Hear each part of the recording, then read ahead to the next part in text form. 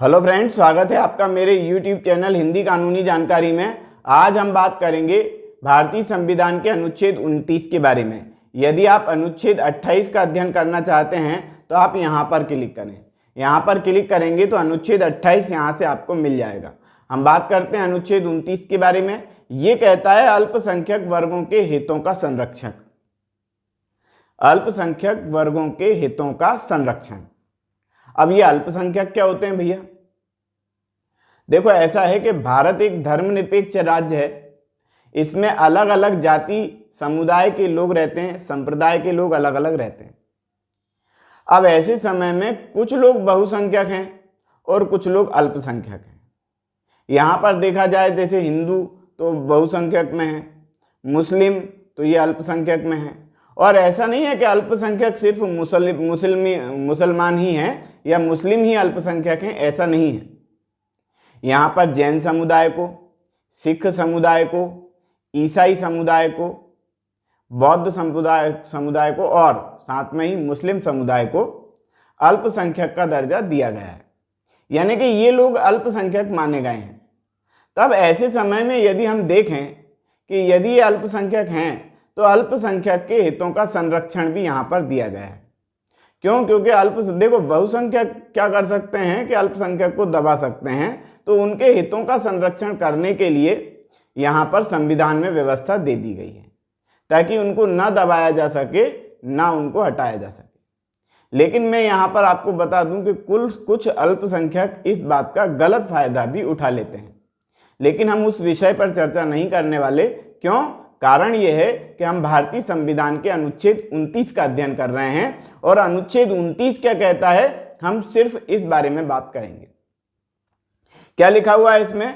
अल्पसंख्यक वर्गों के हितों का संरक्षण, यानी कि यहाँ जो जितने भी अल्पसंख्यक भारत में होंगे उन सब के हितों का संरक्षण करना भारतीय संविधान का दायित्व है, भारतीय राज्य का दायित्व है, संसद का दायित्व है और जो भी इससे संबंधित हैं, रिलेटेड हैं, उन सब का दायित्व है। तो कहने का मतलब ये लिखा हुआ है इसमें, पॉइंट नंबर 1 और 2, 2 पॉइंट इसमें दिए गए हैं।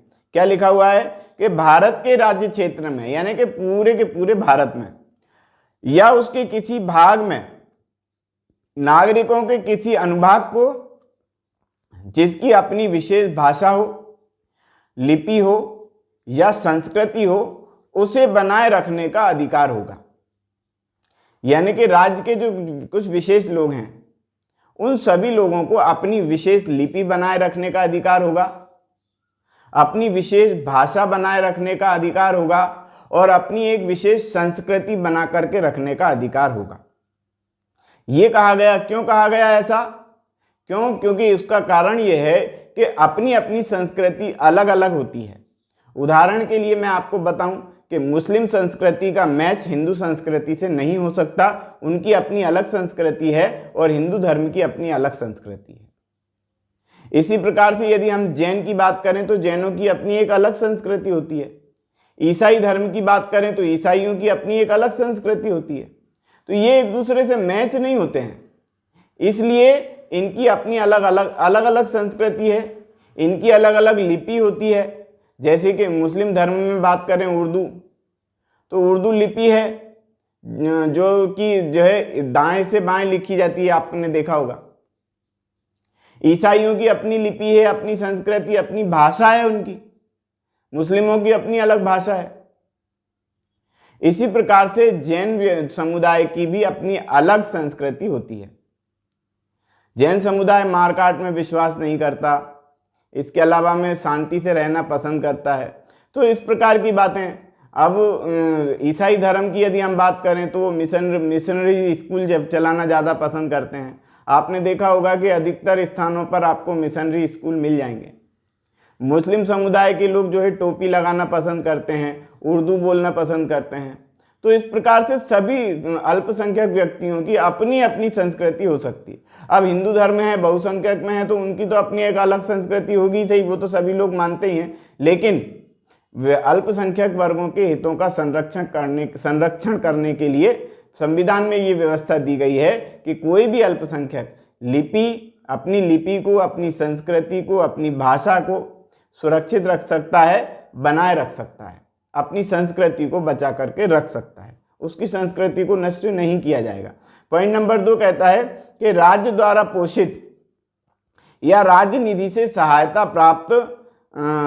पाने वाले किसी भी शिक्षा संस्थान में प्रवेश के लिए नागरिक को केवल धर्म के आधार पर, मूल वंश के आधार पर, जाति के आधार पर, भाषा के आधार पर या इनमें से किसी भी आधार पर वंचित नहीं किया जाएगा, उन्हें रोका नहीं जाएगा।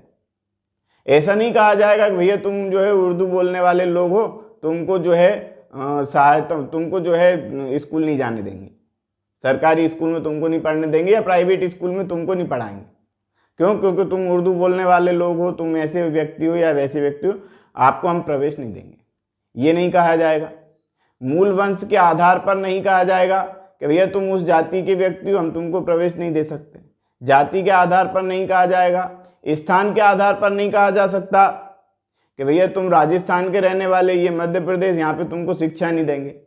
तो इस प्रकार से कोई भेदभाव नहीं किया जाएगा। मूल वंश के आधार पर, जाति के आधार पर, स्थान के आधार पर या किसी अन्य आधार पर, किसी भाषा के आधार पर भेदभाव नहीं किया जाएगा, ये कहती है भारतीय संविधान के अनुच्छेद 29 में ऐसा लिखा हुआ है। तो हमने अध्ययन किया अनुच्छेद 29 का। यदि आप अनुच्छेद 30 का अध्ययन करना चाहते हैं तो आप यहाँ पर क्लिक करें। आप यहाँ पर क्लिक करेंगे तो भारतीय संविधान का अनुच्छेद 30 और CRPC, IPC और भारतीय संविधान के संपूर्ण वीडियो यहाँ से आपको मिल जाएंगे। तो आज की वीडियो में इतना ही। वीडियो यदि आपको पसंद आया हो तो वीडियो को लाइक करें, शेयर करें, कमेंट्स करें, और यदि आपने हमारे चैनल को अभी तक सब्सक्राइब नहीं किया है तो चैनल को सब्सक्राइब कर लें, बेल आइकॉन प्रेस कर दें ताकि अगली वीडियो का नोटिफिकेशन आपको मिल सके। ये वीडियो देखने के लिए बहुत बहुत धन्यवाद।